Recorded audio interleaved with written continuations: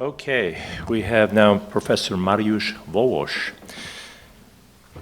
Pedagogical University in Cracow, Poland, Polish-Soviet relationships during World War II, stereotypes versus reality. Thank you. Wonderful. Very happy to see you. Proszę bardzo.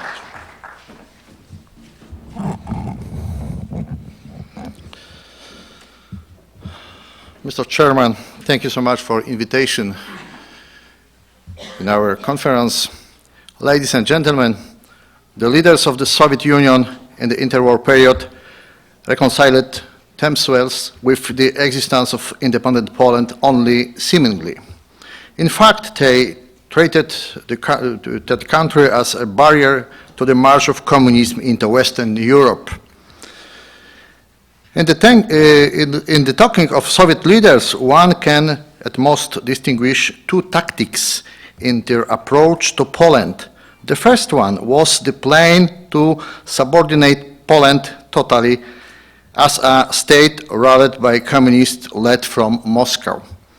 The instrument for achieving that goal was the Comintern, Communist International, and the Communist Party of Poland. Its leaders were trained in the Soviet Union, and the activities of the Communist Party of Poland were financed by the Soviets. The constant Soviet aspiration was to destabilize independent Poland from the inside, from the within. The activity of communists increased during breakthrough periods, during social conflict, and violent events such as Piłsudski's coup d'etat in May 1926. The communists tried to escalate tensions and to transform internal conflicts into a civil war.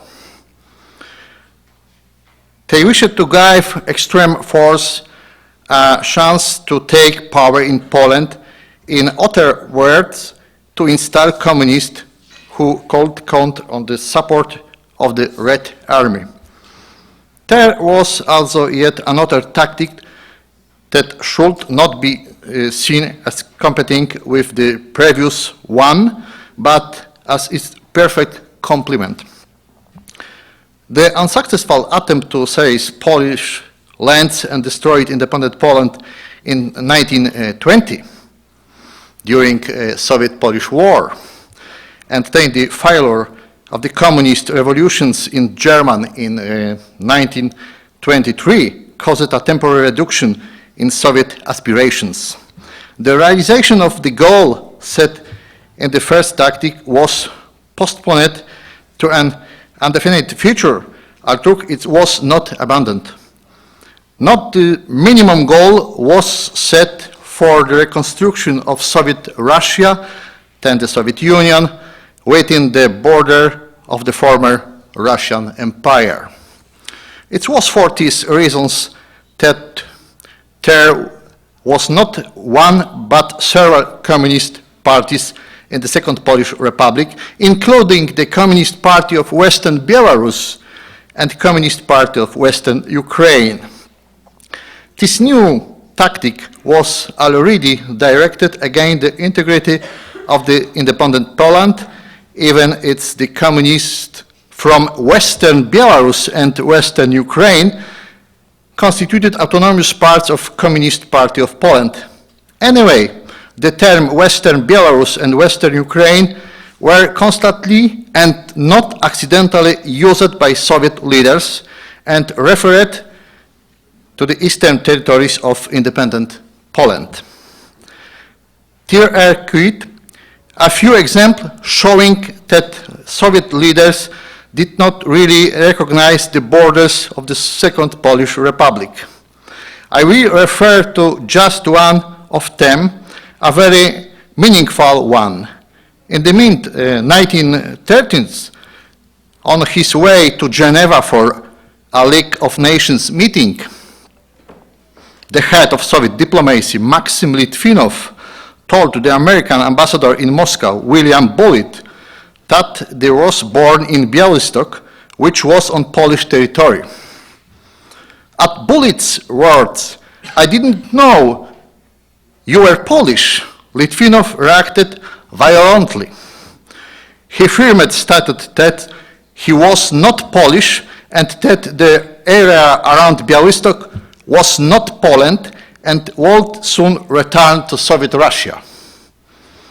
These were prophetic words that found their expression in the dividing line of Central Europe, including Poland, into the zones of interest established in the secret protocol attached to the Hitler-Stalin Pact in August 1939. The attitude of Soviet leaders towards the Second Polish Republic is best reflected in the word of Molotov, who called independent Poland's clumsy bastard of the Versailles system. This is not an accurate translation of his word. He used the Russian term urodliwe dzieciще, which is better translated as a child, a terrible monster, przebrzydły bachor. People such as Stalin or Molotov were responsible for creating the optimal condition for Hitler's aggression against Poland, and thus shared responsibility for triggering the Second World War. The Soviet aggression against Poland and the Red Army entering the borders of the Second Polish Republic, 17 September 1939, marked the entry of the Soviet Union into World War II as Germany's ally. The Prime Minister in exile, General Władysław Sikorski, in 1939-1941, did not emphasize in Paris and London the enormous scale of Soviet repressions against Polish citizens in the territories occupied by the Red Army. At most, he just spoke about the actual state of war between Poland and the Soviet Union. And that should be considered a mistake. The persecution of Polish citizens by the Soviets was not known to the world opinion, even though it should have been. Neither of the following was revealed to the world: the deportation of Polish citizens deep into the Soviet Union, the execution carried out of the defenders of Grodno in September 1939, the shooting of General Józef Olszyna-Wilczyński immediately after being taken a prisoner, the murder of Polish landowners, and many other crimes. All those happened while the Soviet Union was Hitler's faithful ally with France and Great Britain waging war. If the Polish authorities published the crime in the 1939, 1940-41, it would be more difficult for Stalin and the communists around the world to lie about the Katyn massacre. Katyn was been and will always remain a symbol of Polish martyrdom in the Soviet Union during Second World War. But Katyn is also a symbol of the attitude of Soviet leaders with Stalin and the forefront toward independent Poland and its elite. Today, historians know a lot more about Stalin's attitude to Poles. One should not forget about the Polish, or in fact anti-Polish operation of NKVD carried out in years 1937-38. As a result, more than 110,000 people, mostly Poles, were murdered. Stalin's negative, cynical, and criminal attitude towards Poles was a part of his political persona. The entry of the Soviet Union into the group of allies after the German aggression against Stalin's state was accepted by most Poles in the hope that in old weeks both occupiers and enemy of independent Poland. The outbreak of the German-Soviet war forced the settlement of relations between the government of General Sikorski and the Soviet Union, now as an ally in the fight against Germany. The process revealed the weakness of Sikorski's government not only against Stalin, but also against Churchill. Under British pressure, Sikorski agreed to remove all problematic points from the text of the agreement, including the issue of the Soviet recognition of independent Poland's pre-war eastern border. General Sikorski was so determined that to remove professional diplomats from negotiation with the Soviet ambassador in London, Ivan Maisky. The agreement was signed on July 1941. Based on it, Polish citizens from Soviet prisons and labor camp, Gulag system, were granted amnesty. This wording was very unfortunate because amnesty is given to criminals and not to people imprisoned in labor camps or prisons without a court sentence. In the judgment of the mentioned agreement, two reasons have been colliding.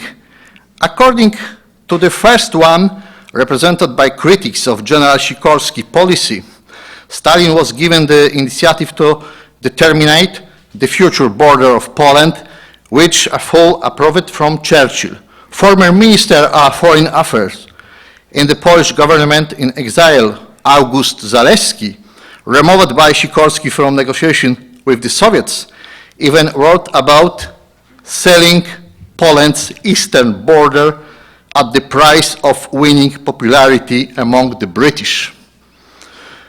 The Piłsudski, former finance minister Ignacy Matuszewski, went ever further in his criticism of the Sikorski-Maisky or Sikorski-Stalin agreement. He pointed out the signing of such an agreement actually absolved the Soviet of all their crimes and persecution committed against Poles in the occupied territories in the years 1939-1941. Thus, the treaty was not only a renunciation of the eastern lands, but an actual surrender to Stalin, and the time when the latter was weak and was losing the war against Hitler. Supporters of General Sikorski's policy, however, emphasize other aspect of the agreement with Stalin, the possibility of forming a Polish army in the Soviet Union and the liberation of Poles from Soviet labor camps and prisons. In their opinion, prolonging negotiation could have ruined but the possibility of forming the army in the East, as well as the release of prisoners. Nevertheless, it is a fact that General Sikorski decided to have a demonstrative rapprochement with the Soviet Union. In December 1941, he traveled to Moscow to meet Stalin, thus expression, that he did not believe in the defeat of the Soviet Union in the war against Germany. A year later, in Detroit, he, General Sikorski, met with Polish communists and simultaneously attacked of critics of his deal with Stalin, including Matuszewski, who lived in New York City at the time. Guided by Allied loyalty, the American administration supported the effort of General Sikorski in combating his political opponent like Matuszewski, thus supporting the communists as Stalin's supporters in the United States. It was only one on many of the paradoxes of World War II. Polish-Soviet relations began to deteriorate clearly in 1942. The principle was simple. The stronger the position of Soviet Union and Stalin in the war against Germany, the more brutal the attitude toward the Polish ally. The Soviet authorities hindered not only this release of Polish citizens from prisons and labor camps, but also the formation of the Polish army commanded by General Władysław Anders. In 1942, the army left the territory of the Soviet Union. There was also a process of so-called passporting or guaranteeing Soviet citizenship to former Polish citizens, especially Ukrainian and Belarusian. All this happened after the successful defense of Moscow. In 1942, it was increasingly clear that the Western allies, the Americans and the British, were handing the future of Poland over to Stalin. Polish-Soviet relations became more and more of a burden for Washington and London. These relations were also the weakest link in the anti-Hitler coalition. Polish affairs were increasingly moving into the orbit of the influence of the Soviet Union. It was evident even before the Tehran conference. The process was not stopped by the disclosure of the Katyn massacre by the Germans. Katyn was very uncomfortable for the Americans and the British. Information about the crime was censored. Stalin used the disclosure of fact about the Katyn massacre to sever relations with the government of General Sikorski. It was a smart move for him because after the German defeat at Stalingrad, his advantage increased not only on the front line, but also within the anti-Hitler coalition. After the death of General Sikorski in the plane crash in Gibraltar in July 1943, Stanisław Mikołajczyk became prime minister. He had neither the experience nor preparation to conduct foreign policy. He did not know the Soviet Union and the mentality of people such as Stalin or Molotov. Contrary to the opinion of the commander-in-chief of the Polish army, General Kazimierz Sosnkowski, and many opposition groups, Mikołajczyk was not against the outbreak of the Warsaw Uprising in August 1944. He hoped that the uprising would be a bargaining chip during his talk with Stalin in Moscow.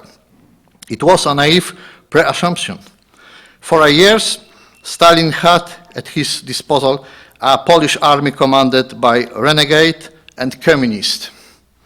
The Soviet dictator also prepared the nucleus of the Polish communist government in the form of the Union of Polish Patriots, which did not recognize the Polish government in exile. In July 1944, the Polish Committee of National Liberation approved in Lublin. It had been formed in Moscow and was in fact a communist government. The process of making Poland dependent of the Soviet Union had already been advanced. During the conference in Yalta in February 1945, Roosevelt and Churchill not only officially confirmed the consent to the Curzon Line and shifted the borders of future Poland to the west, but also gave Stalin all the precondition for the Sovietization of Poland. Moscow was to decide what the future Polish government would look like. And it was Stalin who decided who would be a minister in the Polish government. In June 1945, the Provisional Government of National Unity was established, which was in fact controlled by communists. The legitimate Polish authorities in London were not even invited to the conference in San Francisco, where in April 1945 the United Nations was founded. Conclusions. The Second World War was a huge defeat for Poland. Perhaps it is best reflected in the title of the book by the Polish ambassador in the United States, Jan Ciechanowski, Defeat in Victory. We started at war as an independent state, and we ended it as a state dependent on one of the two aggressors. Thank you so much for your attention.